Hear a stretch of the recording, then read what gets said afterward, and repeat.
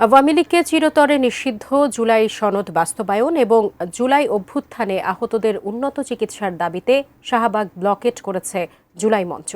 আজ সকাল থেকে কর্মসূচিতে নামেন তারা। সেখানে আছেন আমাদের সহকর্মী সাব্বির আহমেদ। এই মুহূর্তে সরাসরি যুক্ত হচ্ছি তার সঙ্গে। সাব্বির, এই যে তারা শাহবাগ ব্লকেট কর্মসূচি আবার শুরু করেছে, এই মুহূর্তে তারা কি দাবি নিয়ে আসলে তাদের আন্দোলন শুরু করেছে, এই মুহূর্তে আপনি আমাদেরকে কি জানাবেন?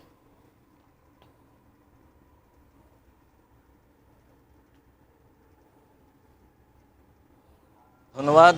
উপদেষ্টা পরিষদের বিশেষ বৈঠককে আওয়ামী লীগের কার্যক্রম নিষিদ্ধ করা হয়েছে এবং সোমবার এ ব্যাপারে প্রজ্ঞাপন জারি করা হবে। এবং আপনারা জানেন যে এই আওয়ামী লীগকে নিষিদ্ধ করার দাবিতে গেল পরশুদিন থেকে যমুনার সামনে হাসনাত আবদুল্লাহর নেতৃত্বে যে গণজমায়েত কর্মসূচি শুরু হয়েছিল, সেই গণজমায়েত কর্মসূচির পরবর্তীতে টানা দুদিন এই শাহবাগ ব্লকেট কর্মসূচি ছিল এবং শুক্রবার এবং শনিবার এই ব্লকেট কর্মসূচি পালন করার পর গতকালকে যমুনার ভেতরে উপদেষ্টা পরিষদের বিশেষ বৈঠক অনুষ্ঠিত হয় এবং সেই বৈঠকে অ্যান্টিব্যাকটেরিয়াল অ্যাডিটিভ যুক্ত সেরা ওয়াটার ট্যাঙ্ক বিশুদ্ধ পানিতে ব্যাকটেরিয়া জন্মাতে দেয় না।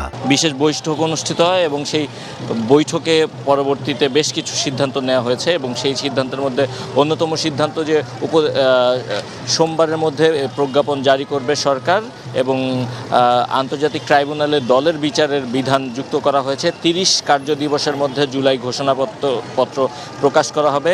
বিএনপি জামাত সহ বিভিন্ন দল এই যে সিদ্ধান্ত হয়েছে এই সিদ্ধান্তে সম্মতি দিয়েছে বলে তারা জানিয়েছেন। কিন্তু আজকে এই ঘোষণার পর সরকারের পক্ষ থেকে এই ঘোষণার পর কিন্তু এই ব্লকের যে কর্মসূচি ছিল সেই কর্মসূচি প্রত্যাহার করা হয়েছিল। কিন্তু তারপর এখন আজকে সকাল থেকে আওয়ামী লীগকে চিরতরে নিষিদ্ধ এবং জুলাই সনদ বাস্তবায়ন, পাশাপাশি আহত যারা রয়েছেন এই আহতদের উন্নত চিকিৎসার দাবিতে আজকে যারা জুলাই এই অভ্যুত্থানের সময় বিভিন্ন সময় আহত হয়েছিলেন তারা এই মুহূর্তে শাহবাগে অবস্থান করছেন এবং তারা বলছেন যে তাদের যেই স্বীকৃতি সেই স্বীকৃতি লিখিত আকারে গেজেট আকারে প্রকাশ হতে হবে এবং তাদের দাবি অনুযায়ী এই যে জুলাই সনদ রয়েছে সেই সনদ বাস্তবায়ন করতে হবে, বাস্তবায়ন করতে হবে। তো এই জন্যই আমরা একটু কথা বলছি এখানকার যারা এই মুহূর্তে যারা অবস্থান করছে তাদের সঙ্গে। আপনাদের এই মুহূর্তের দাবিটা কি? আপনাদের যে দাবি ছিল গত দুদিনের এই শাহবাগে ব্লকেট কর্মসূচির মাধ্যমে সরকারের পক্ষ থেকে সেই ব্যাপারে একটি সিদ্ধান্ত এসেছে, আজকে কি দাবিতে আসলে মূলত এখানে? আমরা যে আপনার যে আন্দোলনের ডাকে আমরা শাহবাগ ব্লকেট করেছি এবং আমাদের সারা দেশে বিভিন্ন জায়গায় ব্লকেট হয়েছে। এই ব্লকেট কেন করেছিলাম? আমরা করেছিলাম আপনার এই জুলাই বিপ্লবে যারা গণহত্যা চালিয়েছে সেই গণহত্যার দল আওয়ামী লীগকে নিষিদ্ধের দাবিতে।